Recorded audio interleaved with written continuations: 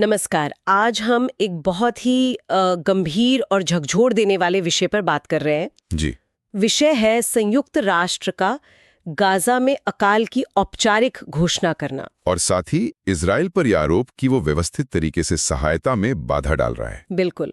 हमारे पास जो स्रोत हैं उनमें यूएन रिपोर्ट्स हैं, कई न्यूज आर्टिकल्स हैं और एनजीओ के बयान भी शामिल हैं। हाँ, तो हमारा मकसद है इन स्रोतों को देखना, उनको समझना, ताकि अगर कोई इस पेचीदा मुद्दे पर मान लीजिए एक यूट्यूब वीडियो बनाना चाहे, हाँ, तो उसे एक तार्किक ढांचा मिल सके, एक संतुलित नजरिया। ये बिल्कुल सही लक्ष्य है। और देखिए, ये घोषणा अपने आप में ऐतिहासिक है, बहुत चिंताजनक भी, खासकर पश्चिम एशिया के लिए तो ये पहली बार हुआ है। पहली बार? जी। और ये जो integrated food security phase classification मतलब आईपीसी हाँ। घोषणा करता है ना, ये कोई मामूली बात नहीं होती। अच्छा, इसके पीछे 21 यूएन समर्थित एजेंसियां हैं और ये पूरी प्रक्रिया वैज्ञानिक रूप से बहुत पुख्ता होती है। तो आज हम तथ्यों को देखेंगे और ये भी कि इस जानकारी को एक स्पष्ट संतुलित वीडियो में कैसे पिरोया जा सकता है। मतलब क्या पृष्ठभूमि है, घोषणा के मानक क्या थे, सहायता में रुकावट की ये आरोप और फिर खंडन भी। हाँ, और फिर इसके अंतर्राष्ट्रीय और कानूनी नतीजे क्या हो सकते हैं, ये सब। ठीक है, तो अगर कोई वीडियो बना रहा है तो शुरुआत कैसे करे? शायद सीधे उस बड़ी खबर से। हाँ, मुझे भी यही लगता है। वीडियो की शुरुआत बिल्कुल मुख्य समाचार से हो। संयुक्त राष्ट्र ने गाजा शहर में अकाल घोषित कर दिया है। और आंकड़ा क्या था? 5 लाख से ज्यादा लोग। हाँ, 5 लाख से ज्यादा लोग विनाशकारी भूखमरी का सामना कर रहे हैं। और ये पश्चिम एशिया में पहला घोषित अकाल है। और यूएन के जो राहत प्रमुख हैं, टॉम फ्लेचर, उनका बयान बहुत सीधा था। उन्होंने कहा ये पूरी तरह से रोके जाने योग्य था। रोका जा सकता था। और आरोप सीधे इजराइल पर। जी, उन्होंने सीधे तौर पर इजराइल द्वारा सहायता में डाले जा रहे व्यवस्थित अवरोध को जिम्मेदार ठहराया। ये एक मजबूत हुक हो सकता है दर्शकों के लिए। स्थिति की गंभीरता तुरंत सामने आ जाती है। ठीक है, तो खबर से शुरुआत। लेकिन फिर जैसा आपने कहा, ये रातों रात तो नहीं हुआ। इसका संदर्भ, इसकी पृष्ठभूमि क्या है, ये समझाना भी तो जरूरी है। आपने बिल्कुल सही पॉइंट उठाया। वीडियो के अगले हिस्से में ये पृष्ठभूमि देना बहुत बहुत जरूरी है। देखिए, अक्टूबर 2023 का जो संघर्ष शुरू हुआ, उससे पहले भी गाजा की हालत खराब थी। हाँ, वो नाकाबंदी तो काफी लंबे समय से थी। बिल्कुल, लंबे समय से चली आ रही नाकाबंदी, पिछले सैन्य अभियान, इनके कारण गहरा मानवीय संकट पहले से ही था। स्रोत बताते हैं कि 2023 के आखिर तक वहां लगभग आधी कामकाजी आबादी बेरोजगार थी। आधी आबादी? जी, और 2/3 लोग गरीबी रेखा के नीचे जी रहे थे। और पानी, बिजली जैसी बुनियादी चीजें, वो भी एक बड़ा मुद्दा था। गाजा बिजली, ईंधन, पानी, इन सब के लिए बाहरी सप्लाई पर बहुत ज्यादा निर्भर था। एक रिपोर्ट तो ये भी कहती है कि 2022 में ही 78% पाइप का पानी पीने लायक नहीं था। बाप रे, 78%? हाँ, फिर अक्टूबर 7, 2023 के बाद हालात बहुत तेजी से बिगड़े। इजराइल ने पूर्ण नाकाबंदी लगा दी। वो कितने समय तक चली थी, कुछ अंदाजा है? हमारे स्रोतों के मुताबिक मार्च से मई 2025 के बीच करीब 11 हफ्ते। और संघर्ष जैसे जैसे तेज हुआ, नागरिक बुनियादी ढांचे का बड़े पैमाने पर विनाश हुआ। कितना विनाश? कुछ रिपोर्ट्स तो 70% तक कहती हैं।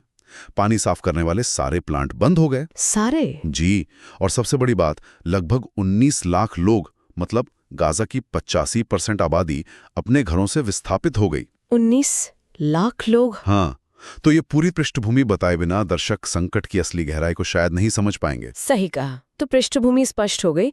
इसके बाद वीडियो में जाहिर अकाल की घोषणा की बारीकियों पर आना होगा। मतलब ये घोषणा असल में किसने की, कब की, किन इलाकों के लिए? यहाँ बिल्कुल साफ जानकारी देनी होगी। घोषणा हुई 22 अगस्त 2025 को, और ये की आईपीसी ने, यानी integrated food security phase classification. वही 21 यूएन एजेंसियों वाला समूह। जी हाँ, और ये घोषणा आधारित थी 1 जुलाई से 15 अगस्त 2025 के बीच इकट्ठा किए गए आंकड़ों पर। और शुरुआत में ये गाजा गवर्नमेंट, मतलब गाजा शहर वाले इलाके के लिए कंफर्म हुई थी। लेकिन ये आईपीसी की प्रक्रिया क्या है?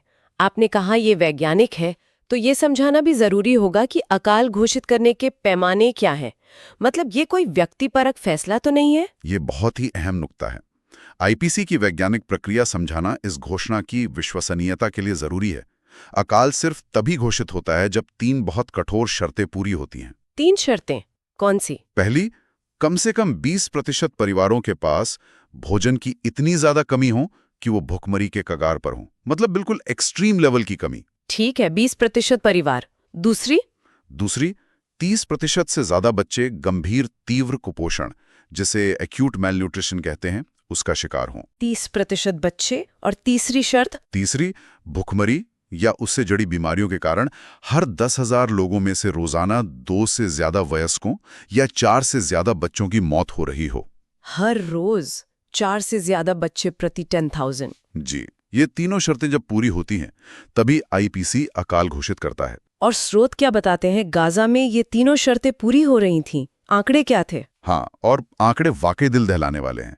रिपोर्ट्स के मुताबिक 5,14,000 लोग, यानी गाजा की लगभग 25% आबादी अकाल का सामना कर रही थी। ये आईपीसी का चरण 5 है, सबसे गंभीर। 25% आबादी? और सुनिए, 39% लोग ऐसे थे जो कई दिनों तक बिना कुछ खाए रह रहे थे। कई दिन बिना खाए? जी, और गाजा शहर में लगभग हर 5 में से 1 बच्चा गंभीर रूप से कुपोषित पाया गया। हर 5 में से 1? हाँ, अगस्त 2025 के आखिर तक कम से कम 273 मौतें सीधे भूखमरी या उससे जुड़ी दिक्कतों से हुई। इनमें 112 बच्चे शामिल थे। 112 बच्चे? तो ये आंकड़े सिर्फ नंबर नहीं हैं, ये वैज्ञानिक रूप से पुष्टि करते हैं कि हालात कितने भयावह थे। मतलब कि हर चौथा इंसान वहां सचमुच मौत के कगार पर था। और इसकी पुष्टि किसी स्वतंत्र समिति ने भी की थी? हाँ, ये बताना भी जरूरी है। एक स्वतंत्र अकाल समीक्षा समिति है, फैमिन रिव्यू कमेटी या एफआरसी, उसने इन नतीजों की पुष्टि की है। इससे इसकी तकनीकी विश्वसनीयता और बढ़ जाती है। और ये फैलने का भी डर था। हाँ, अनुमान था कि सितंबर तक ये दीर अल-बल्ला और खान यूनिस तक फैल सकता है। तो ठीक है, अकाल घोषित हुआ, वैज्ञानिक मानक पूरे हुए, लेकिन सवाल फिर वही कि स्थिति इतनी खराब हुई कैसे? और ये हमें लाता है वीडियो के शायद सबसे मुश्किल हिस्से पर, सहायता में रुकावट के आरोप और इजराइल का पक्ष। यहाँ संतुलन बनाना बहुत जरूरी होगा, है ना? निश्चित रूप से ये शायद वीडियो का सबसे चुनौतीपूर्ण हिस्सा है। देखिए, संयुक्त राष्ट्र और कई मानवीय संगठन वो इजरायली अधिकारियों पर सहायता पहुंचाने में व्यवस्थित अवरोध पैदा करने का आरोप लगा रहे हैं। व्यवस्थित अवरोध? जी, यूएन राहत प्रमुख टॉम फ्लेचर का बयान तो बहुत साफ था। इजराइल द्वारा व्यवस्थित अवरोध के कारण भोजन सीमाओं पर ढेर लगा हुआ है। और उन्होंने वो युद्ध के हथियार वाली बात भी कही थी। हाँ, उन्होंने ये भी कहा कि इसे कुछ इजरायली नेताओं द्वारा खुले तौर पर युद्ध के हथियार के रूप में बढ़ावा दिया गया। इसके कुछ ठोस उदाहरण है स्रोतों में? मतलब किस तरह के अवरोध? स्रोत कई उदाहरण गिनाते हैं, जैसे नौकरशाही बाधाएं। एक रिपोर्ट बताती है जुलाई 2025 में 60 से ज्यादा एनजीओज के सहायता अनुरोध खारिज कर दिए गए। 60 से ज्यादा? एक महीने में? हाँ, फिर अंतर्राष्ट्रीय एनजीओज के रजिस्ट्रेशन के लिए नए नियम लाए गए। उनसे कहा गया कि अपने फिलिस्तीनी कर्मचारियों की सूची दें सुरक्षा जांच के लिए। कई संगठनों ने इसे डेटा सुरक्षा का उल्लंघन और डराने वाला कदम बताया। अच्छा, और? पानी के पाइपों की मरम्मत जैसी जरूरी गतिविधियों को रोका गया। सहायता कर्मियों पर हमलों की खबरें हैं। रफा और केरिम शालोम जैसे जो जरूरी क्रॉसिंग पॉइंट्स है, वहां पर पाबंदियां और देरी की बातें हैं। और वो नागरिकों पर हमले वाली बात? हाँ, और ये सबसे चिंताजनक है, सहायता मांगने वाले नागरिकों पर हमलों की रिपोर्ट्स हैं। एक रिपोर्ट के अनुसार मई 2025 के अंत से कुछ हफ्तों में 1,889 लोग मारे गए। कितने? 1,889। इनमें से 994 मौतें जीएचएफ सहायता स्थलों के पास हुई। GHF sites? हाँ। हम उस पे आएंगे, लेकिन पहले ये तो हुआ एक पक्ष। दूसरी तरफ इजराइल का क्या कहना है इन आरोपों पर? उनका पक्ष भी साफ रखना हुआ। बिल्कुल, ये बहुत जरूरी है। इजरायली सरकार इन आरोपों को सिरे से खारिज करती है। प्रधानमंत्री नेतन्याहू के दफ्तर ने इसे सरासर झूठ कहा और आधुनिक ब्लड लाइबल तक कह दिया। Blood liable? ये तो काफी मजबूत शब्द है। जी हाँ, ये एक ऐतिहासिक यहूदी विरोधी झूठा आरोप है। यहां इसका इस्तेमाल आरोपों को दुर्भावनापूर्ण बताने के लिए किया गया है। उनका दावा है कि गाजा में मानवीय सहायता पर कोई सीमा नहीं है। कोई सीमा नहीं? लेकिन फिर सहायता पहुंच क्यों नहीं रही थी उनके मुताबिक? उनका कहना है कि उन्होंने अक्टूबर 2023 से लगभग 2 मिलियन टन सहायता पहुंचाने में मदद की है, करीब 1 लाख ट्रक। 1 लाख ट्रक? ये तो बहुत बड़ा आंकड़ा लगता है। हाँ, लेकिन यहीं पर विवाद है। इजरायली एजेंसी सीओजीएटी के आंकड़े और यूएन एनजीओज के आंकड़ों में बड़ा अंतर है। सीओजीएटी ज्यादा मात्रा बताता है, जबकि यूएन एनजीओ कहते हैं कि युद्ध से पहले के स्तरों की तुलना में सहायता बहुत कम पहुंची है। अच्छा, तो आंकड़ों पर ही सहमति नहीं है। और इजराइल इन प्रतिबंधों का कारण क्या बताता है? वो सुरक्षा चिंताओं का हवाला देते हैं और कहते हैं कि हमास सहायता का दुरुपयोग करता है, मतलब उसे अपने कब्जे में ले लेता है। उनका अनुमान है कि 15 से 25% सहायता हमास तक पहुंचती है। इसलिए वे कहते हैं कि हथियारों और दोहरे उपयोग वाली वस्तुओं, मतलब जिनका नागरिक और सैन्य दोनों इस्तेमाल हो सकता है, उनको हमास तक पहुंचने से रोकने के लिए सख्त जांच जरूरी है। ठीक है, तो वीडियो में इन दोनों परस्पर विरोधी दावों को साफ तौर पर रखना होगा। बिल्कुल, बिना किसी तरफ झुके। अच्छा, अब आते हैं उस जीएचएफ पर जिसका जिक्र आपने पहले किया था, गाजा मानवीय फाउंडेशन। ये क्या था और इसका इस पूरे मामले से क्या लेना देना है? जीएचएफ यानी गाजा ह्यूमैनिटेरियन फाउंडेशन, इसका जिक्र करना जरूरी है क्योंकि ये सहायता वितरण के एक अलग मॉडल की तरह सामने आया। ये एक अमेरिकी नॉन प्रॉफिट संगठन है। अमेरिकी? जी, इसे फरवरी 2025 में अमेरिका और इजरायल के समर्थन से बनाया गया था और इसका घोषित उद्देश्य था संयुक्त राष्ट्र एजेंसियों को बाईपास करना। बाईपास करना? हाँ, क्यों? वही तर्क देते हुए कि हमास सहायता का दुरुपयोग करता है। इसका नेतृत्व कर रहे थे पूर्व यूएसएआईडी मैनेजर जॉन एकरी और एक इवेंजेलिकल व्यवसायी जॉनी मूर। और इनका मॉडल अलग कैसे था? बहुत अलग। जहां यूएन के 400 से ज्यादा छोटे स्थानीय वितरण पॉइंट थे, वहीं जीएचएफ ने 4 बड़े मिलिटराइज्ड मतलब सैनिकृत वितरण केंद्र बनाए। 4 बड़े केंद्र बनाम 400 छोटे, और इसके नतीजे क्या रहे? क्या ये सफल हुआ? बिल्कुल नहीं, ये बहुत ज्यादा विवादास्पद रहा। 170 से ज्यादा एनजीओज ने इसकी खुले तौर पर निंदा की। 170 से ज्यादा? हाँ, और इसे खतरनाक राजनीतिक दिखावा कहा। डॉक्टर्स विदाउट बॉर्डर्स यानी एमएसएफ की रिपोर्टें तो बहुत ही सख्त थीं। क्या कहा उन्होंने? उन्होंने इसे सुनियोजित हत्या, मौत का जाल और यहां तक कि सहायता के भेष में नरसंहार तक कह दिया। नरसंहार? ये तो बहुत ही गंभीर आरोप है। क्या उनके पास कोई सबूत या आंकड़े थे? हाँ, एमएसएफ ने अपनी रिपोर्ट्स में बताया कि जीएचएफ साइट्स पर सिर्फ 7 हफ्तों में 1380 लोग हताहत हुए। 1380? कितने समय में? सिर्फ 7 हफ्तों में। इनमें 28 मौतें भी शामिल थीं।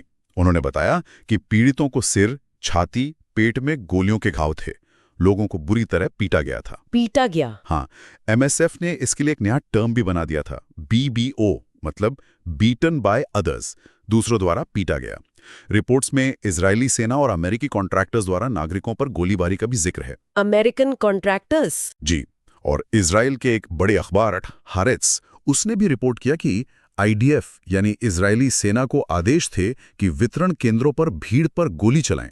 भीड़ पर गोली चलाने के आदेश? हाँ, हारेट्स की रिपोर्ट के मुताबिक। तो मुख्य आलोचना यही है कि जीएचएफ ने सहायता का सैन्यीकरण कर दिया, राजनीतिकरण कर दिया और इससे जमीनी हालात सुधरने के बजाय और बिगड़ गए। और अमेरिका का क्या रुख था इस पर, जिसने इसे समर्थन दिया था? स्थिति इतनी बिगड़ी कि खुद यूएसएड, जिसने इसे $30 मिलियन का अनुदान दिया था, उसने भी इस पर गंभीर चिंता जताई। तो ये जीएचएफ का मामला और ये पूरी अकाल की स्थिति, इस पर दुनिया भर से क्या प्रतिक्रियाएं आई? वीडियो में ये भी कवर करना होगा। बिल्कुल, अंतर्राष्ट्रीय प्रतिक्रियाओं को संक्षेप में लेकिन स्पष्ट रूप से बताना महत्वपूर्ण है। संयुक्त राष्ट्र के जो टॉप लीडर्स हैं, उन्होंने बहुत सख्त निंदा की। जैसे महासचिव एंटोनियो गुटेरेस ने इसे मानव निर्मित आपदा कहा और मानवता पर नैतिक अभियोग भी। राहत प्रमुख टॉम फ्लेचर ने इसे मानवता पर कलंक बताया। और बड़े देशों और क्षेत्रीय समूहों ने क्या कहा? UK, European union? यूके के विदेश सचिव डेविड लैमी, उन्होंने इसे नैतिक आक्रोश कहा और सीधे इजरायली सरकार के इनकार को जिम्मेदार ठहराया। यूरोपियन यूनियन ने फौरन और बिना रुकावट सहायता पहुंचाने की मांग की। उनके 27 सदस्य देशों ने एक साझा बयान भी जारी किया। और अरब देशों का क्या रुख था? अरब देशों ने, जैसे सऊदी अरब, कुवैत, जॉर्डन और जीसीसी खाड़ी सहयोग परिषद, उन्होंने और भी ज्यादा सख्त भाषा इस्तेमाल की। उन्होंने इसे नरसंहार कहा, भुखमरी को हथियार के रूप में इस्तेमाल करना कहा और मानवता के विवेक पर धब्बा बताया। तो लगभग एक जैसी कड़ी प्रतिक्रियाएं थी। अमेरिकी प्रतिक्रिया क्या थी? क्या वो भी ऐसी ही थी? नहीं, अमेरिकी स्थिति थोड़ी अलग और कह सकते हैं ज्यादा जटिल नजर आई। अमेरिकी विदेश विभाग ने यूएन के आकलन को खारिज कर दिया। खारिज कर दिया? क्यों? उन्होंने दावा किया कि आईपीसी ने अपनी परिभाषा बदल दी है। हालांकि आईपीसी ने इससे इनकार किया। और यूएन में जो अमेरिकी राजदूत थे, माइक हगबी, उन्होंने तो यूएन को भ्रष्ट और अक्षम तक कह दिया। अच्छा, ये तो बिल्कुल अलग लाइन है। हाँ, इसकी तुलना आप आयरलैंड जैसे देशों से कर सकते हैं। वहां के विदेश मंत्री तो ईयू से इजराइल पर प्रतिबंध लगाने की मांग कर रहे थे और युद्ध विराम के लिए अरब देशों के साथ मिलकर काम कर रहे थे। तो एक तरह का गहरा राजनीतिक विभाजन दिखता है इस मुद्दे पर। बिल्कुल, और ये वीडियो में दिखाना जरूरी है। ठीक है, तो ये हुई मानवीय और राजनीतिक प्रतिक्रियाएं। इसके अलावा इसके कानूनी और राजनीतिक परिणाम क्या हुए? क्या इस घोषणा का कोई ठोस कानूनी असर भी पड़ा है? हाँ, ये एक बहुत महत्वपूर्ण पहलू है जिसे वीडियो में जरूर शामिल करना चाहिए। देखिए, अकाल की ये औपचारिक घोषणा अपने आप में एक बड़ा सबूत बन जाती है। किस चीज का सबूत? युद्ध के तरीके के रूप में भुखमरी के इस्तेमाल का। और ये अंतर्राष्ट्रीय मानवीय कानून के तहत एक गंभीर युद्ध अपराध है। युद्ध अपराध? जी। रोम संविधि, जो अंतर्राष्ट्रीय आपराधिक न्यायालय यानी आईसीसी को स्थापित करती है, उसके अनुच्छेद 8(2)(b)(x)(iv) में ये साफ तौर पर लिखा है। तो क्या इस आधार पर कोई कानूनी कार्रवाई हुई है? हाँ, हुई है। आईसीसी के जो मुख्य अभियोजक हैं, उन्होंने इजरायली प्रधानमंत्री बेंजामिन नेतन्याहू और तत्कालीन रक्षा मंत्री योव गैलेंट के खिलाफ गिरफ्तारी वारंट जारी करने का अनुरोध किया था। किस आरोप में? इसी युद्ध अपराध के आरोप में, यानी युद्ध के तरीके के रूप में भुखमरी का इस्तेमाल करने के आरोप में। और बाद में आईसीसी के जजों ने इन वारंट्स को मंजूरी दे दी। ये तो बहुत बड़ी बात है। हाँ, ये एक बहुत बड़ा कदम है। हालांकि ये भी बताना जरूरी है कि अमेरिका आईसीसी का सदस्य नहीं है और उसने इसके जवाब में आईसीसी अधिकारियों पर प्रतिबंध भी लगाए हैं। अच्छा, और वो जो अंतर्राष्ट्रीय न्यायालय आईसीजे वाला मामला है? हाँ, आईसीजे, जिसे वर्ल्ड कोर्ट भी कहते हैं, वहां दक्षिण अफ्रीका ने इजराइल के खिलाफ मामला दायर किया हुआ है, नरसंहार के आरोपों के साथ। उस मामले में भी भुखमरी की रणनीति का जिक्र है। और आईसीजे ने क्या कहा है? आईसीजे ने इस मामले में 3 बार अंतरिम उपाय मतलब प्रोविजनल मेजर्स के आदेश जारी किए हैं। इनमें मानवीय सहायता की बिना रोक-टोक पहुंच सुनिश्चित करने का आदेश भी शामिल है। और कोर्ट ने यह भी माना है कि गाजा में नरसंहार का प्रशंसनीय जोखिम मौजूद है। प्रशंसनीय जोखिम? जी। इसके अलावा यूएन सुरक्षा परिषद का एक संकल्प है 2417, वो भी साफ तौर पर युद्ध के तरीके के रूप में भुखमरी के इस्तेमाल की निंदा करता है। तो यहाँ जो मुख्य कानूनी बहस है वो एक तरफ कब्जे वाली शक्ति के दायित्वों और दूसरी तरफ सुरक्षा के दावों के बीच है। समझ गई। तो अगर हम इस पूरी चर्चा को समेटें और एक YouTube वीडियो के लिए एक लॉजिकल स्ट्रक्चर बनाएं, तो मुख्य हिस्से क्या होने चाहिए? हाँ, देखिए, मेरे हिसाब से एक असरदार संरचना इस तरह हो सकती है। जो सबसे चौंकाने वाली खबर है, अकाल की घोषणा, उससे शुरू करें, उसका महत्व बताएं, ये हुक का काम करेगा। ठीक है। दूसरा, पृष्ठभूमि, संकट को समझने के लिए जरूरी संदर्भ दें। अक्टूबर 2023 से पहले क्या था, बाद में क्या हुआ? पृष्ठभूमि। तीसरा, घोषणा का विवरण, ये आईपीसी क्या है, अकाल के वैज्ञानिक मानक क्या हैं और गाजा में वो कैसे पूरे हुए, आंकड़ों के साथ। एफआरसी का जिक्र भी करें। चौथा, सहायता विवाद। ये सबसे नाजुक हिस्सा है। सहायता में रुकावट के आरोप, उनके उदाहरण और दूसरी तरफ इजरायल का खंडन और उनके तर्क, दोनों को निष्पक्ष रूप से रखें। और इसी में जीएचएफ वाले विवादास्पद प्रयोग का जिक्र भी करें। ठीक है, आरोप और खंडन। पांचवां, अंतर्राष्ट्रीय प्रतिक्रिया। दुनिया भर के देशों, यूएन, ईयू, अरब देशों की क्या प्रतिक्रियाएं रहीं, वो निंदा, समर्थन या जो विभाजन दिखा उसे बताएं। और छठा, कानूनी परिणाम। युद्ध अपराध के आरोपों की बात, आईसीसी के वारंट, आईसीजे का मामला, इनके बारे में बताएं। इस तरह की परत दर परत संरचना दर्शकों को इस जटिल मुद्दे को बेहतर ढंग से समझने में मदद करेगी। उन्हें एक संतुलित नजरिया मिलेगा। हाँ, ये संरचना वाकई काफी तार्किक लग रही है। इससे एक सुसंगत और जानकारी से भरपूर वीडियो बन सकता है। दर्शक तथ्यों को, अलग अलग नजरियों को और परिणामों को समझ पाएंगे। बिल्कुल। और अंत में शायद एक और बात जो वीडियो बनाने वाले को सोचनी होगी। क्या? वो ये कि जानकारी देने और मानवीय कहानी कहने के बीच संतुलन कैसे साधा जाए। आंकड़े, कानून, राजनीति, ये सब जरूरी है, लेकिन इन सब से परे इस संकट का एक मानवीय चेहरा भी है। हाँ, बिल्कुल। तो उस मानवीय चेहरे को कैसे प्रस्तुत किया जाए ताकि दर्शक स्थिति की गंभीरता को महसूस कर सकें, लेकिन ऐसा भी न लगे कि आप किसी एक पक्ष का प्रचार कर रहे हैं। ये एक नैतिक चुनौती भी है। सही कहा। लेकिन मुझे लगता है कि इस संकट की जो मानवीय कीमत है, वो लाखों लोग जिनकी ये सिर्फ खबर नहीं बल्कि रोज की हकीकत है, उनकी पीड़ा को केंद्र में रखना बहुत जरूरी है। क्योंकि आखिर में ये सवाल मानवीय अस्तित्व का है।